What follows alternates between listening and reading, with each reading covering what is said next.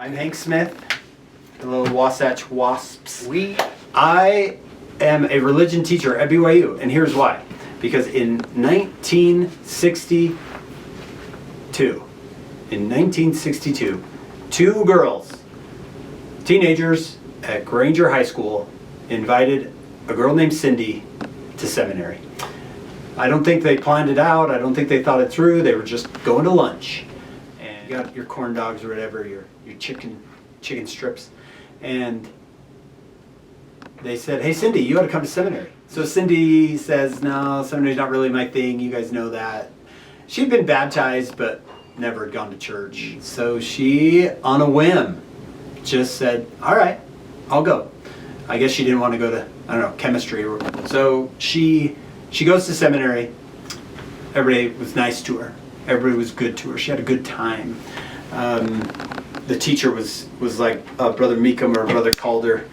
Just fun, easygoing, wasn't in her face.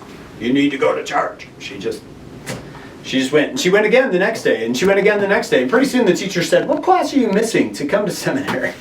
And she told him, I think she was missing biology or something. And he said, well, you're going to have to get on the schedule.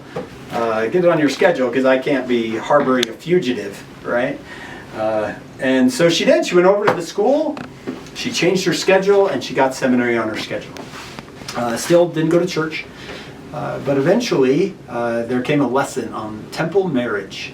She'd never seen a happy marriage. Not in her own home or in the lives of her cousins, aunts, and uncles. She'd never seen a happy marriage. She didn't know it existed.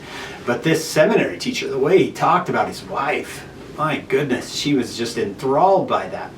And you guys know that. I mean, Brother Calder and Sister Calder, it's like this short of idolatry. I mean, he just worships.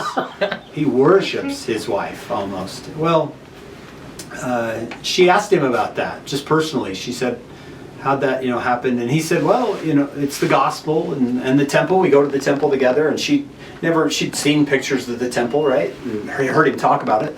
So she decided she wanted that. She said, that's what I want.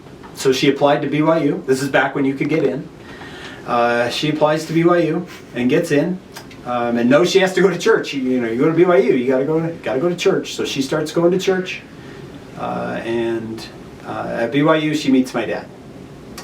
And they get married, and they have 5 kids. So every time I teach a religion class, every time I bear my testimony, every time I stand up like at an FSY or something, anytime I do anything like that, it's because of those 2 girls. I have no idea what their names are. My dad has since passed away. My mom has dementia. So I don't know who those 2 girls are, these 2 unnamed girls. But I'll tell you what, when I get to the other side, when I get to heaven, that's one of my first questions.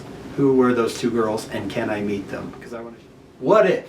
What if everything changes because you just asked one question? So that's my challenge to you. Find one person on your phone and just shoot them a message. Say, do you think you're going to take seminary this year? All right, Wasatch Wasps. Good luck to you. I'll be watching for the wasps in the newspaper.